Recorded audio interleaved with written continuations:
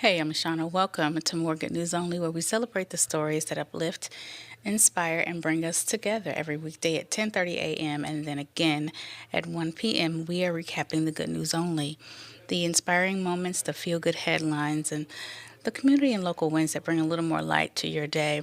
And I want to hear from you too. So if something good is happening in your world, a personal victory, a community success, a birthday, or just something that made you smile, send me an email to news25 at week.com and be sure to put Hey Shauna, that's SHAUNA, in the subject line so I know it's for me. I would love to share your good news right here on the show. Today's show is full of good news, starting with some seniors serving up fun at a volleyball tournament. So if you look at this here are these people are seniors from communities across Arizona's East Valley, and they gathered at Pebble Ranch Senior Living for a lively volleyball tournament. Organizers welcomed participants using walkers and wheelchairs, emphasizing inclusion and fun over competition. So, residents Ron Stew jokingly called the event First Annual Volleyball Massacre. That's what he called the event. Players say the event is a chance to socialize, stay active, and connect with neighboring communities. Pebble Ranch director Brianna Watson says social interaction is vital for seniors, for their health and for their wellness. One team will take home a trophy, but many participants say that the friendships matter most. Seniors describe the event as therapeutic and uplifting for everyone involved. And so, from volleyball courts to salon chairs, one hairstylist is helping dads build confidence, one braid at a time. This was a cute story. This is the Dads Do Hair workshop, and it's meant to empower fathers. Hairstylist Becca Willman launched a new workshop, and she did this to teach fathers basic hairstyling skills for their children. The classes cover brushing, detangling, ponytails, braids, and twists for all hair types. Dad Robert Burrell says he wants to help care for his daughter Talayla's thick hair and become more involved in daily routines. Wallman created a hairstyle guide reminding parents that children will remember the time spent together during hair care. 6-year-old Talayla recommends patience and plenty of entertainment during styling sessions. Organizers say confidence often starts with feeling good about your appearance. The workshop is designed to remove barriers and to help parents feel more capable and connected. I was once told that combing someone's hair, braiding their hair in particular, because it takes a little while, is a very intimate, up close practice. And I agree then, and I still agree. It's a very intimate situation when someone is braiding your hair or you are braiding theirs because you're together for a long time. Me and my daughter used it as a bonding tool. We would watch documentaries while I combed her hair every week because that was wash day. And it worked. We have a great relationship, especially when it comes to discussing and watching documentaries and when it comes to hair care. It's kind of our thing. We'll have more good news only after the break.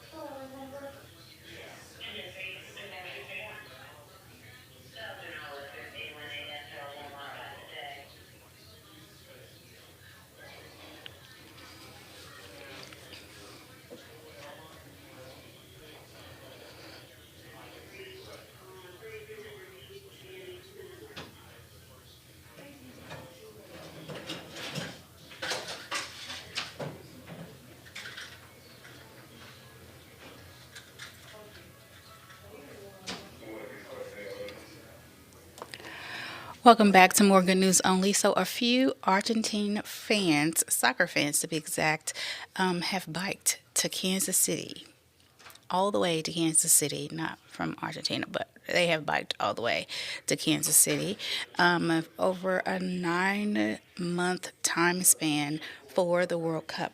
It's pretty cool. I don't know if I would be such a super fan to do anything like this, but these three fans are.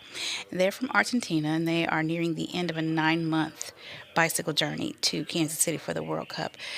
Vincent, Miguel, and Yamundu have traveled through 17 countries and more than 9,000 miles.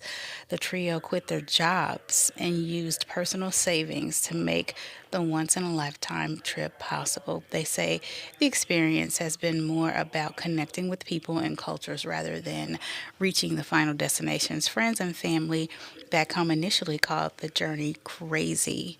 I mean, when you go quitting jobs in this economy, I might would have said the same thing, but it was the cyclist who embraced the adventure. The group hopes to watch Argentina compete in Kansas City during the tournament. Cyclists say that the relationships built along the way have become the most rewarding part of the experience. I mean, you can work for the rest of your life, right?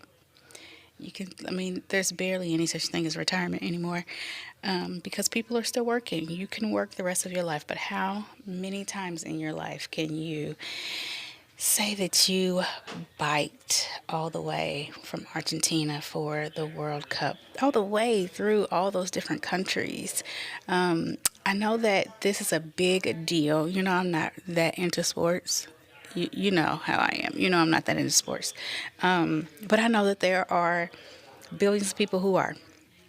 And for those people, this is a big deal, and it's a big deal in Kansas City. You know, my daughter goes to school in Kansas City. She goes to college there, and they actually are renting out their dorms for the summer to fans of the World Cup. People are going to come and stay because Kansas City just didn't have enough room, enough space to house all those people who will be in town for this event. So it's pretty big. I mean, I guess it is the World Cup, so people are coming from all over the world to be a part of it, to celebrate, to witness it, and so they're actually renting out like a hotel, renting out their dorms at University of Missouri, Kansas City.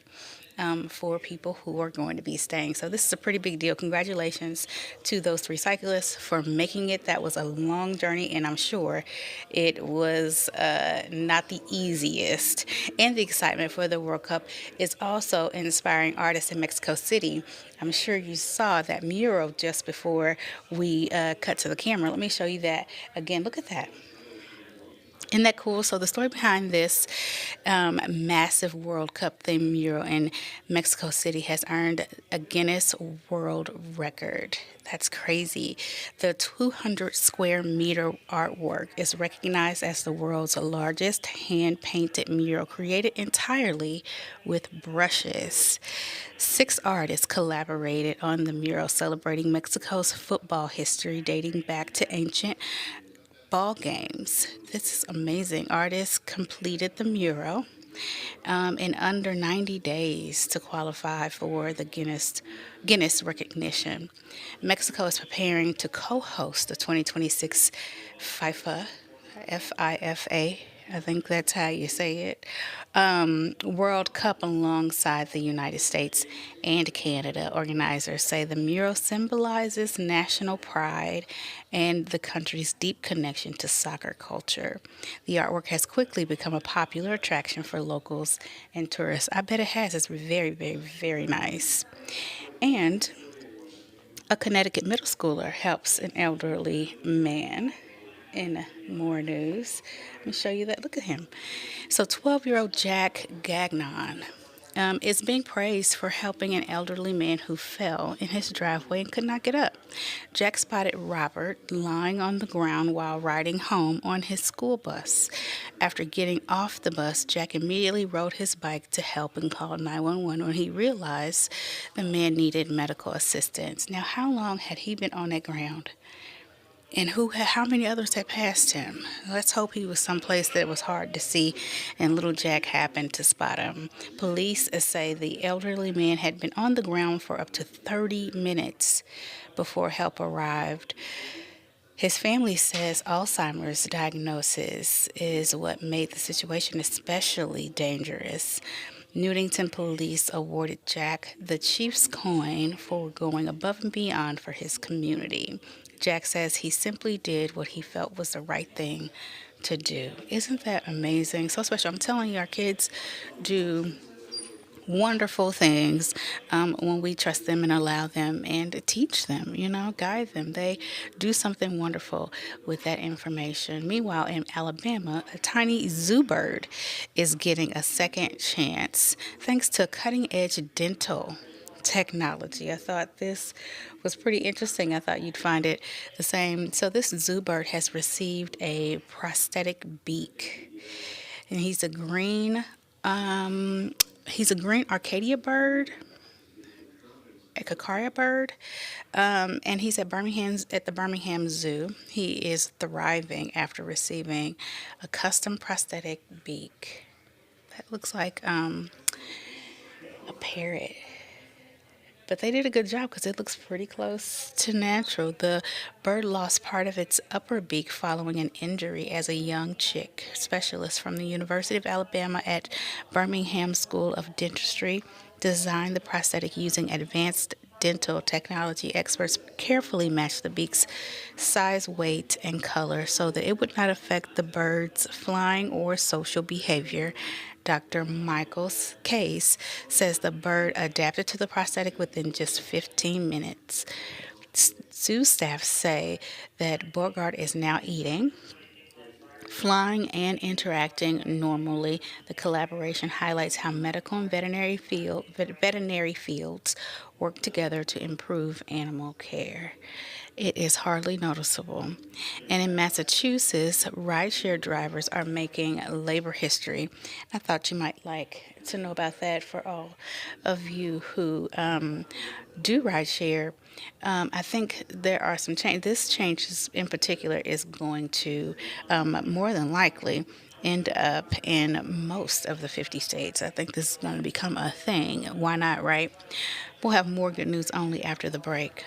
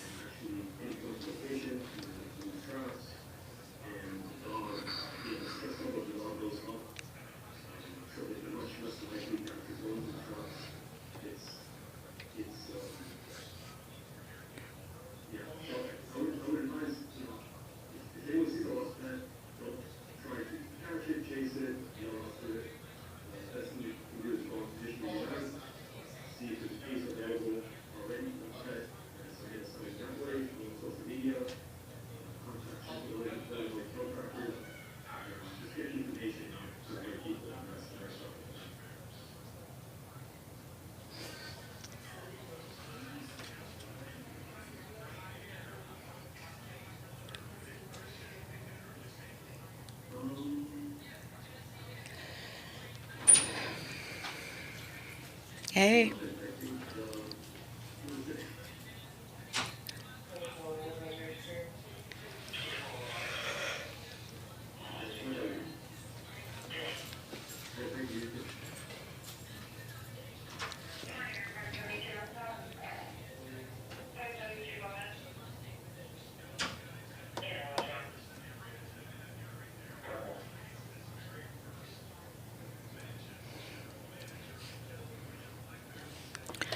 Welcome back to More Good News Only. So, Massachusetts has a certified ride share drivers union, one of them.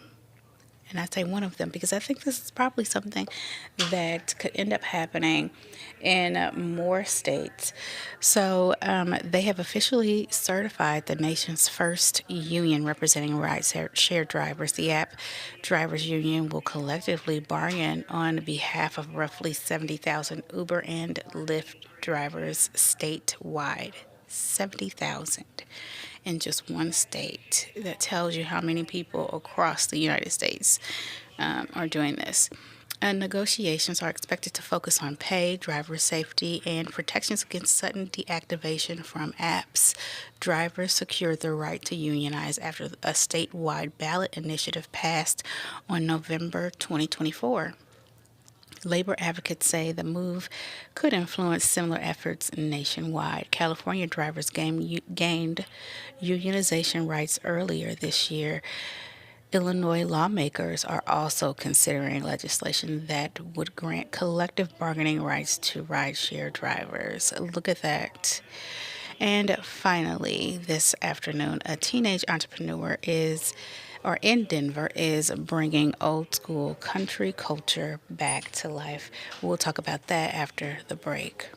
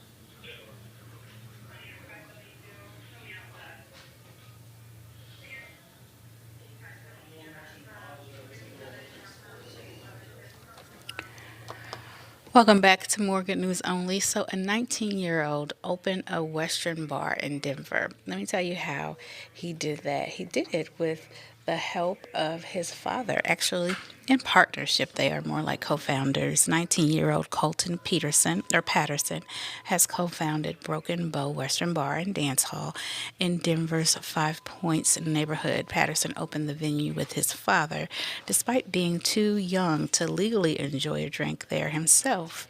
The Western themed bar celebrates classic country music, live performances, and a traditional American culture.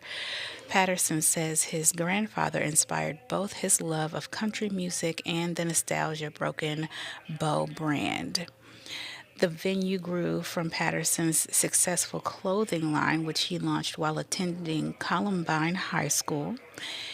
He has hand drawn artwork, and its skeleton logo is what that turned into.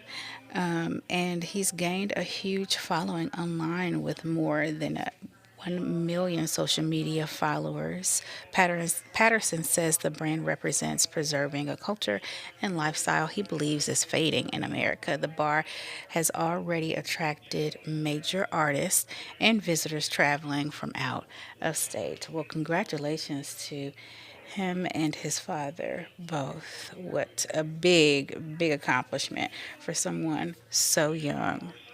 Well, that's a wrap for me today. Now I want to hear from you. Please go to news25 at WEK.com and let me know what you thought about today's show. Remember to put Hey Shauna, that's SHAUNA, in the subject line so I know it's for me. In the meantime, be sure to check out all of the evening newscasts and meet me back here tomorrow morning at 10:30 a.m. for more Good News Only. I'm LaShawna Guy for 25 News. Have a wonderful day.